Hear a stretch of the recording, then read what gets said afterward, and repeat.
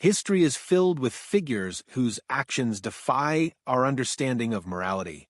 Among them is Irma Grese, a woman who earned the moniker the hyena of Auschwitz. But who was Irma Grese? Was she a product of her time, or was her cruelty something deeper?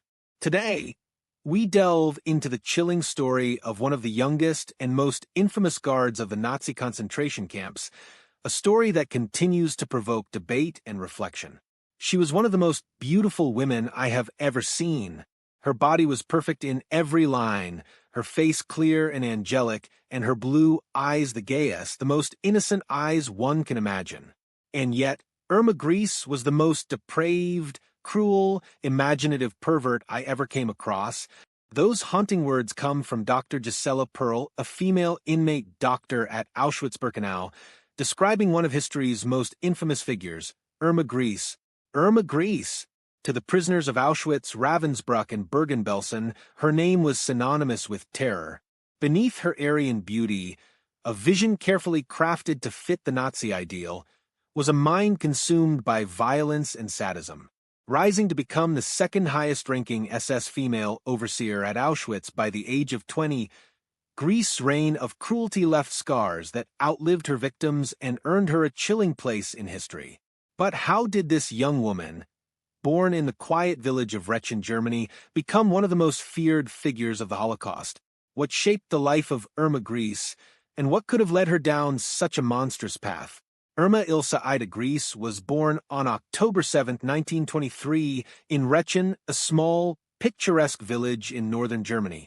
The region's beauty, bordered by the Baltic Sea to the north and the serene Mecklenburg countryside, stood in stark contrast to the darkness that would later define her life. The concentration camp at Ravensbrück lay uncomfortably close to her childhood home, as if foreshadowing the horrors that were yet to come. Irma's early life was marked by tragedy and control. Her mother, Bertha, committed suicide in 1932 when Irma was just 9 years old, reportedly due to an oppressive marriage to Irma's father, Alfred, a stern and authoritarian farmer. Alfred was a conservative Christian who ruled his household with an iron fist. He disapproved of the Nazis and forbade his daughters from joining the Bund Deutscher Mädel, or BDM, the League of German Girls. But Irma, alongside her sister Helene, defied him, seeking an escape from the rigidity of their home. In 1933, Adolf Hitler rose to power, and the Nazi regime infiltrated every aspect of German life, including the education system. The Enabling Act of that same year made Nazi indoctrination mandatory for all children, and 10-year-old Irma found herself immersed in an ideology that glorified obedience, strength, and the purity of the Aryan race. For a girl raised in the countryside, Nazism's emphasis on the sacredness of the land and the idealization of rural life resonated deeply. By 14, Irma left school and began working as a farmhand, later taking a job as a sales clerk in the town of Leuken. Though her reasons for leaving home remain unclear, conflict with her domineering father likely played a role. According to her sister Helene, Irma had been a quiet and submissive child, prone to avoiding confrontation. She never fought, Helene testified during Irma's war crimes trial, and couldn't possibly have committed the violence attributed to her. But psychologists later argued that Irma's suppressed rage may have exploded in the camps, where her authority as a guard granted her unchecked power. In the camps, Irma Grese's transformation was complete.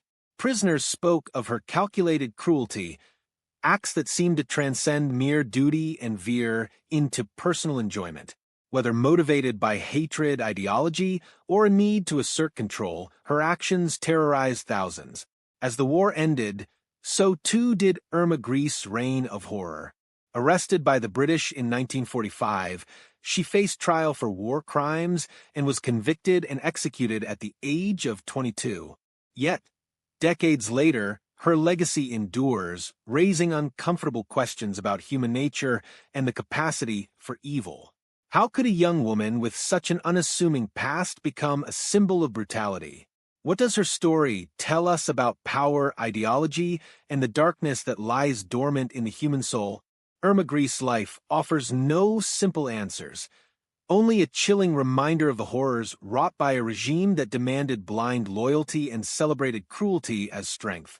Before we proceed, don't forget to like, comment, and subscribe for more exploration into history's most influential figures. Hit the bell button to stay updated on our latest videos. In 1939, Irma Grese made a fateful decision, one that would forever alter the course of her life. She began studying nursing at Hohenlichen, an SS-run convalescent hospital, just 20 miles from her hometown of Rechen. Hohenlichen wasn't just a hospital, it was a sanctuary for high-ranking Nazis, a place where figures like Reinhard Heydrich, Rudolf Hess, Albert Speer, and Julius Streicher sought treatment and rest. Under the watchful eye of Dr. Karl Gebhardt, one of Europe's most renowned orthopedic surgeons, Irma trained. But Gebhardt wasn't merely a healer. He was deeply entrenched in the Nazi regime. An early supporter of Hitler and a participant in the infamous Beer Hall Putsch of 1923, Gebhardt was a man who embodied the darkest ambitions of the Reich. At Hohenlichen, he conducted horrifying medical experiments, procedures that inflicted unimaginable pain on living subjects in the name of science. One of Gebhardt's associates, Dr. Herta Oberhauser, later became infamous as the only female physician tried in the Nuremberg doctor's trial. Together, they performed experiments involving bone grafting, nerve transplantation, and the use of sulfa drugs on infected wounds, all without anesthesia. For Irma, witnessing these atrocities may have been her first introduction to the depths of human suffering and cruelty. During her trial, Grese claimed that she had simply wanted to become a nurse, but rumors swirled about her time at Hohenlichen, suggesting she developed a twisted fascination with power and pain during her training. Whether these accounts are true or exaggerated, what is undeniable is that her time at Hohenlichen deepened her indoctrination into Nazi ideology. When her aspirations to become a nurse failed, reportedly because Gebhardt told her she lacked the aptitude, he suggested another path: contact a friend at the Ravensbrück concentration camp. Irma was just 17 and a half years old, but this suggestion would set her on a path of infamy. In April 1941, Irma visited Ravensbrück. Though she was told to return in 6 months when she turned 18, the seed had already been planted. In the meantime, the Reich Labor Service assigned her to work on a dairy farm in Fürstenberg as a machinist, but by July 1942, she had made her way back to Ravensbrück, officially joining the ranks of the SS Aufseherin, the female guards who would oversee prisoners in concentration camps across the Reich. Joining the SS Aufseherin promised stability, full-time employment, room, board, and the coveted SS uniform. To many women of the era, it was an opportunity for independence and a sense of purpose, but for Irma Grese, it became an outlet for something far darker. To become an SS Aufseherin, Irma had to pass medical exams and background checks, ensuring she was in good health and had no criminal record. Her training at Ravensbrück was designed to break down any remnants of humanity, replacing it with fanatic loyalty to the Nazi racial ideal. During her first days at Ravensbrück, Irma reportedly apologized to an inmate for stepping in front of her. But within 4 days, her politeness was stripped away and any trace of empathy was eradicated. Within 3 weeks, half the usual training period, she was declared ready to serve. Grese had been transformed from an impressionable young woman into a tool of the Nazi regime. At Ravensbrück, Irma began relationships with male SS officers. Historian Germain Tillion described the atmosphere among the SS guards as a blend of promiscuity, indulgence, and monstrous debauchery. Liaisons between male and female SS members were common, encouraged even as a means of fostering loyalty and camaraderie within the ranks. For Irma, these relationships offered status and a sense of belonging, but also further immersed her in the morally bankrupt culture of the SS. Irma Grese quickly distinguished herself from her peers. According to author Ella Lingensreiner, most SS guards were brutal by necessity, but relatively few were true sadists. Grese was an exception. Where others merely followed orders, she seemed to take a perverse pleasure in inflicting pain. Her early role at Ravensbrück involved overseeing female inmates, many of whom were political prisoners, under the tutelage of Theodora Binz, a notorious sadist who later became chief overseer. Irma learned to wield her newfound authority with merciless precision. Binz, who had overseen the brutal training of countless guards, was hanged for her crimes in 1947. But during the war, she served as a grim mentor to Greece. By the time her training ended, Irma was earning 54 Reichsmarks per month, significantly less than her male counterparts, but enough to elevate her status in a society where economic hardship was widespread. For Irma, this wasn't just a job. It was an opportunity to assert control in ways she never could during her childhood under her domineering father. In the months that followed, Irma Grese began a chilling ascent through the Nazi ranks, leaving Ravensbrück for assignments at Auschwitz and later Bergen-Belsen. With each new position, her reputation for brutality and sadism grew, transforming her into one of the Holocaust's most infamous figures. How do you think someone so young, described as angelic in appearance, could commit such monstrous acts? Is it purely the influence of ideology, or could something deeper within her personality or past have driven her to such extremes? Leave your thoughts in the comment section below. At just 19 years old, Irma Grese stepped into the next chapter of her infamous career, a chapter marked by unthinkable cruelty and violence. In March 1943, she was transferred to Auschwitz-Birkenau near Krakow, Poland. This transfer would cement her legacy as one of the most sadistic figures of the Holocaust. Before her departure, Irma returned home to visit her father, deliberately wearing her full SS uniform. It was a provocation, a challenge to a man who despised everything the Nazi regime represented. The visit devolved into a bitter argument. Her father, furious about her role in the SS, told her never to return home.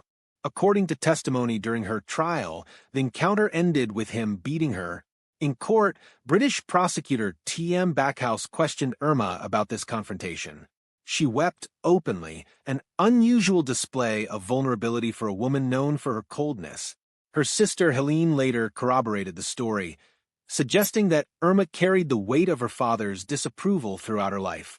That weight, however, seemed to fuel an ever-deepening reservoir of resentment and hatred. When Irma arrived at Auschwitz-Birkenau, the camp was undergoing a grim transformation. 4 massive crematoria had recently been completed to expedite the Nazis' final solution, and the systematic extermination of Jews and other victims was reaching unprecedented levels.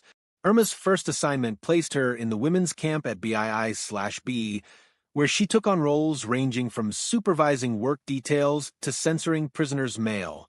She also commanded a gardening squad, a cruel irony in a place where beauty and life had long since been extinguished. Over the next 14 months, Greece's ascent continued. In May 1944, she was promoted to Oberhofschärin or chief overseer, granting her authority over 30,000 women prisoners in the infamous BII/C section of Birkenau. Survivors would later remember her presence vividly, her heavy boots, the whip she always carried, and the pistol holstered at her side. To the women under her command, she was not just an overseer, she was a symbol of terror. Yet, Irma's notoriety stemmed not only from her actions but from the stark contrast between her physical appearance and her sadistic behavior.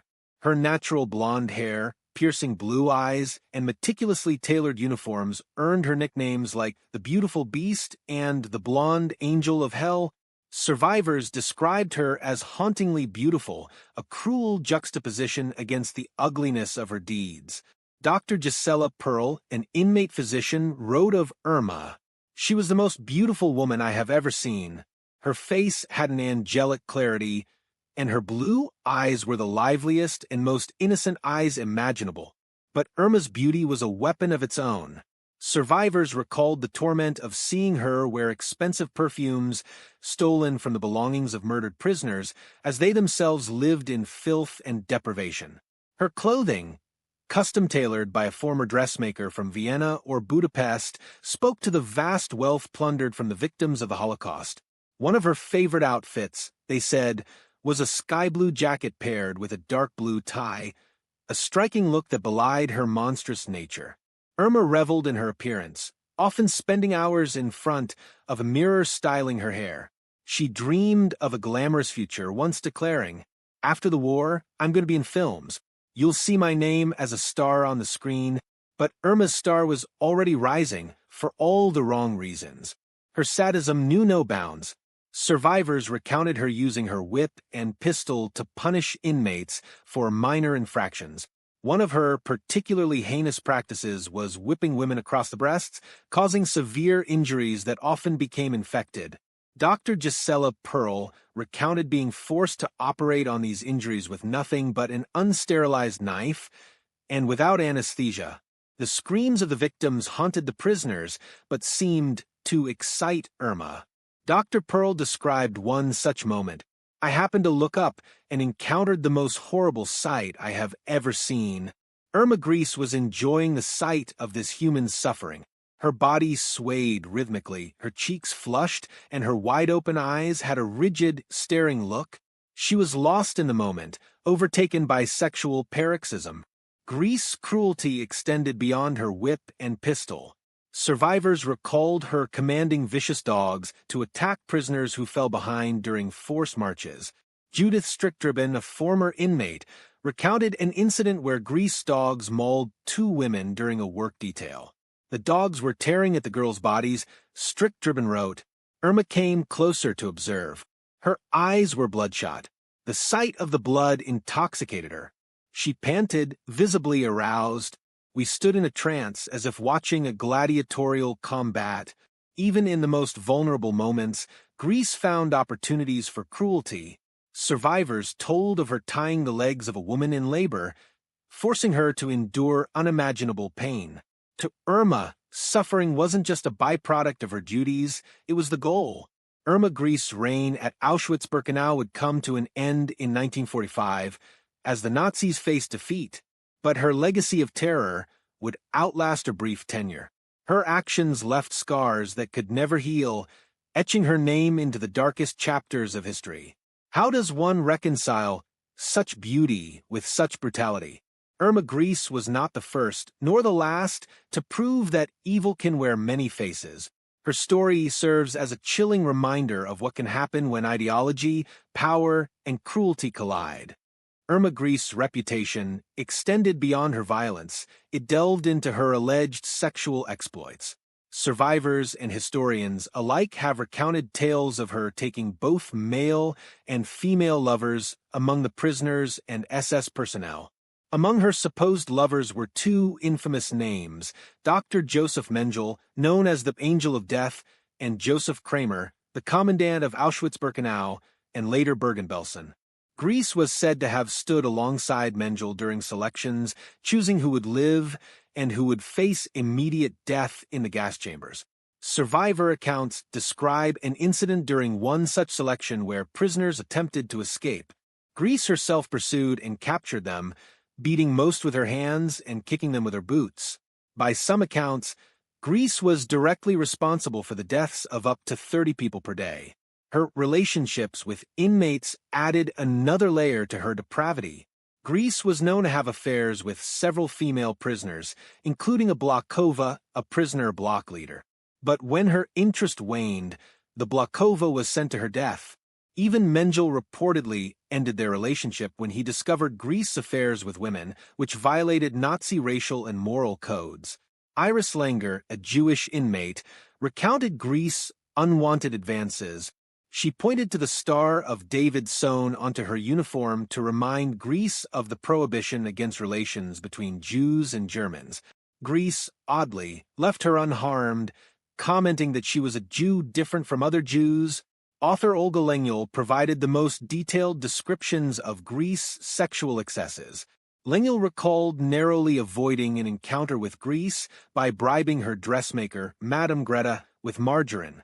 But curiosity drove Lengyel to witness Grese's violent sexual acts, including the brutalization of one female prisoner in front of her male lover. After the man rejected Grese's advances, she forced him to watch as she tortured the woman he loved. Greece later had the man executed and sent the woman to the camp brothel. In the midst of her affairs, Greece became pregnant. Fearing exposure, abortion was illegal under Nazi law. She sought help from Gisela Perl, a prisoner doctor. With a pistol pointed at her, Perl agreed to perform the procedure. Greece promised her a coat and a meal in return, though neither materialized. For Perl, surviving the experience was payment enough. Despite her numerous affairs, Greece reportedly had one true love, Franz Wolfgang Hatzinger, an SS Unterscharfer. Hatzinger, chief engineer of Auschwitz's construction department, was a young officer whose work at the camp headquarters made him complicit in the Holocaust's machinery of death. Irma reportedly bragged to him about her control over the women's camp, referring to it as her kingdom where she held the power of life and death. As the Red Army advanced into Poland in early 1945, Auschwitz was evacuated. Greece was reassigned to Ravensbrück and later to Bergen-Belsen in March 1945. By then, Belsen had become a dumping ground for prisoners from camps overrun by Allied forces. Overcrowding, starvation, and disease turned the camp into a living hell. Conditions were so dire that tens of thousands perished in the final months of the war. At Bergen-Belsen, Irma's cruelty reached its zenith. Survivors described her forcing prisoners to kneel for hours or to hold heavy stones over their heads during roll calls. In the freezing cold, prisoners were made to stand at attention from 3 a.m. to 9 a.m. Any sign of weakness was met with savage beatings. In one account, Greece set a trap for starving prisoners by scattering potato peels near the camp kitchen. 2 sisters fell into the trap, desperate for food. Greece caught them, smashed their heads together, and left them beaten and humiliated. Despite serving at Bergen-Belsen for only 3.5 weeks, her sadistic behavior earned her a new title, the Beast of Belsen. On April 15, 1945, British troops liberated Bergen-Belsen. The horrors they uncovered shocked the world. Tens of thousands of corpses lay unburied, and the survivors were emaciated and near death. Among those captured was Irma Grese. She, along with other SS personnel, was forced to assist in burying the dead, a grim precursor to the justice that awaited her. For Irma Grese, liberation meant reckoning. Her time at Auschwitz, Ravensbrück, and Belsen had left an indelible mark not just on her victims but on history itself. She had embodied the worst excesses of Nazi ideology, cruelty for cruelty's sake, wielded by someone who seemed to take pleasure in the suffering of others. But Greece's story was far from over. Her trial would soon begin, and with it, the final chapter in the life of the woman known as the Beautiful Beast and the Beast of Belsen. By April 1945, German resistance was collapsing, and the British 11th Armored Division reached Bergen-Belsen on April 15th, uncovering the unspeakable horrors of the camp. Irma Grese, defiant as ever, chose to remain at the camp despite the imminent danger of Allied capture. Her decision was likely influenced by her attachment to Franz Hatzinger, her lover and fellow SS officer. But while Greece avoided the typhus epidemic sweeping through the camp, Hatzinger was not so fortunate. He succumbed to the disease just days later, on April 23, 1945. When the British entered Belsen, they were greeted by the stench of death and the sight of unimaginable suffering. Starving prisoners resorted to cannibalism, carving flesh from the corpses around them. One prisoner recounted the gruesome act of cutting a piece from a corpse's leg to stave off hunger. Stories of inmates consuming the kidneys, livers, and hearts of the dead horrified even the battle-hardened soldiers. Amid this chaos, Irma Grese's violence did not abate. During the liberation, she threatened British Brigadier Bob Daniel, pointing her silver revolver at his back while holding an Alsatian dog on a leash. Though Daniel managed to drive her off, her audacity during the camp's final hours highlighted her unrelenting cruelty. Despite her defiance, Grese could not evade capture for long. On April 17th, she and other female guards were apprehended. Initially, they were tasked with burying the 10,000 corpses littering the camp. It was during this time that Captain Derek Sington, a liberating officer, first noticed her. Unlike the other disheveled and grim-faced guards, Grese stood out, young, blonde, and strikingly beautiful. Her appearance contrasted sharply with the horrors she had overseen. Grese did not shy away from her actions. When a journalist asked her why she had committed such crimes, she replied with chilling conviction. It was our duty to exterminate antisocial elements so that Germany's future would be assured. On June 16, 1945, Irma Grese was formally indicted along with Joseph Kramer and 43 other Belsen personnel on charges of murder and the ill treatment of prisoners at Belsen and Auschwitz. Her trial began in Lüneburg on September 17, 1945, before a British military tribunal. Grese's beauty and unrepentant demeanor captivated and repulsed onlookers. Wearing a placard labeled Number 9, she remained cool and aloof throughout the proceedings. Even when confronted with graphic images and survivor testimonies detailing the atrocities she had committed, she showed no emotion. Her calmness in the face of overwhelming evidence earned her the nickname Jutjaw from British guards. Among the witnesses was Hungarian survivor Ilona Stein, who described Grese shooting prisoners at point-blank range and beating others to death. Though cross-examination revealed gaps in Stein's recollections, the weight of the evidence against Grese was undeniable. Helene Grese, Irma's younger sister, testified on her behalf, describing her as a frightened and timid child. But no testimony could undo the impact of Irma's crimes. Prosecutor Colonel T.M. Backhouse dismissed Irma's attempts to justify her actions as mere obedience to orders. He declared, "Nazism turned the coward into a bully." At Ravensbrück, she found her courage because people dared not hit back. On November 17, 1945, Irma Grese, Elizabeth Volkenrath, and Juana Bormann were convicted and sentenced to death. Irma, unrepentant to the end, continued to believe her actions were justified under Nazi ideology. The condemned were transported to Hameln prison to await their fate. Albert Pierre Point, Britain's chief executioner, was assigned to carry out the hangings. On December 13, 1945, the executions began. Irma Grese was the second to walk to the gallows. In her final moments, she remained defiant. Before Pierre Point pulled the lever, Grese shouted, "Schnell," demanding that her death be swift. At just 22 years old, she became the youngest Nazi war criminal hanged during the 20th century. The night before their executions, Grese and her co-defendants sang Nazi songs, their voices echoing through the prison. But by morning their lives and their reigns of terror came to a definitive end. Irma Grese's story is a chilling reminder of the depths of human depravity. She was shaped by a regime that glorified cruelty and dehumanization, and she fully embraced its ideology. Yet her tale also serves as a testament to the resilience of those who survived her brutality and the justice delivered by those who fought to end the horrors of the Holocaust.